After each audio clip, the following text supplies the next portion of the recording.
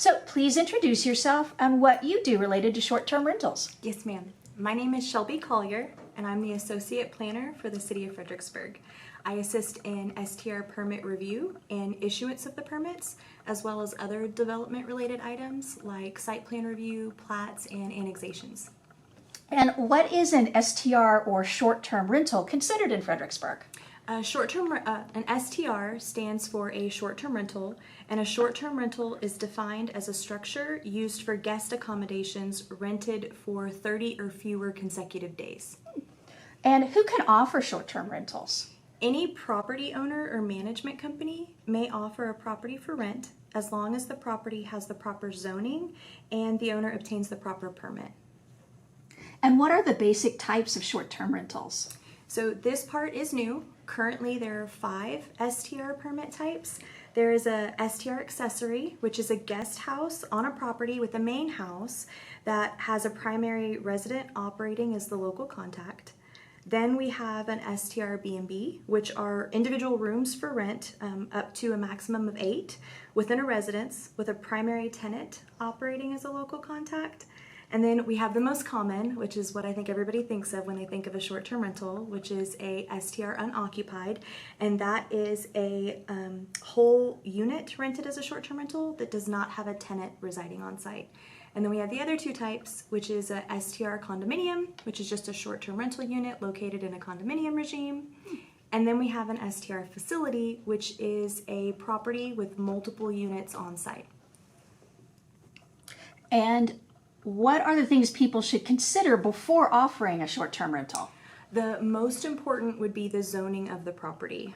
Not all zones allow for all STR permit types.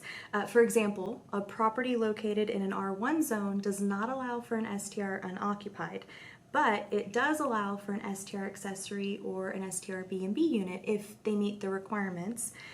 Additionally, a permit is required to operate a short-term rental. This is very important, and if not obtained, could result in penalties and fines. What are the basic steps in registering your short-term rental in the City of Fredericksburg?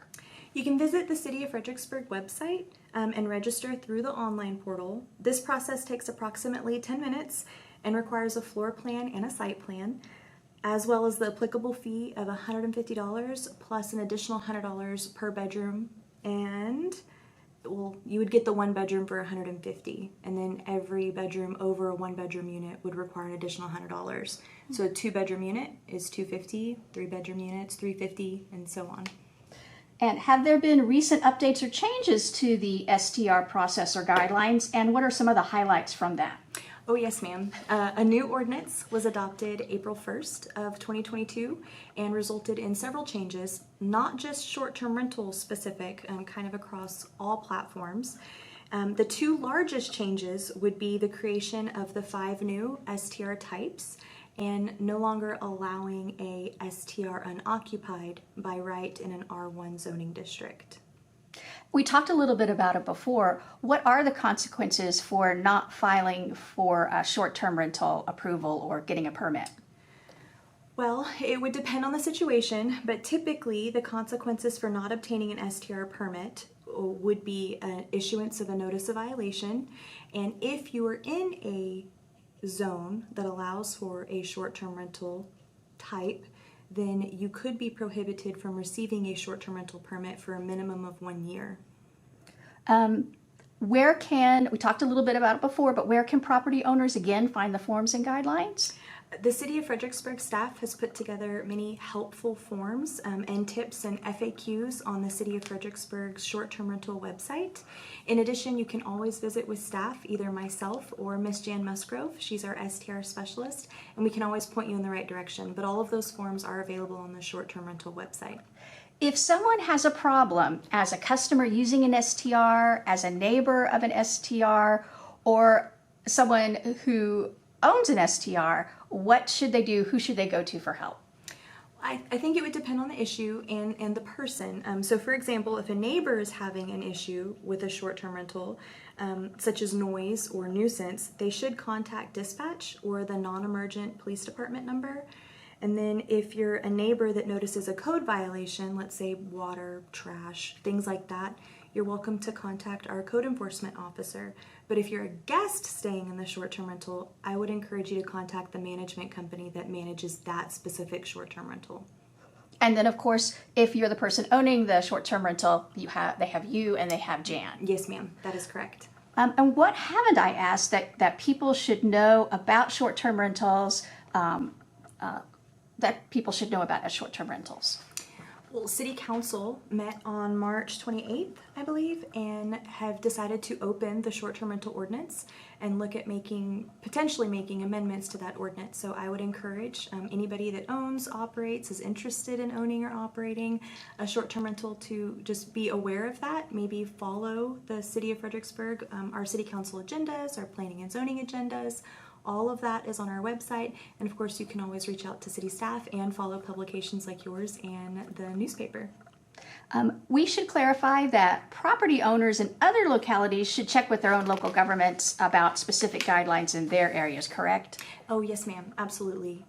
Every municipality can set their own ordinances and rules regarding short-term rentals.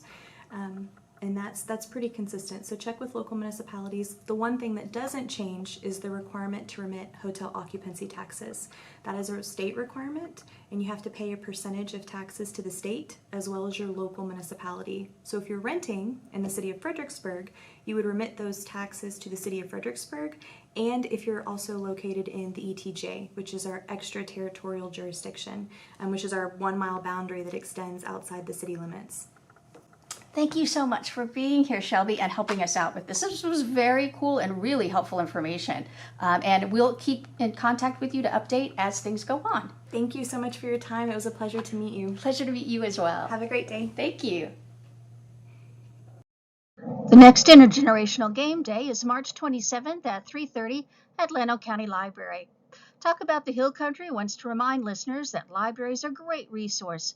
Books are only the beginning. Patrons can take workshops on crafts, healthy living, exercise, and much more. Library apps make ebooks and Audible books available for free.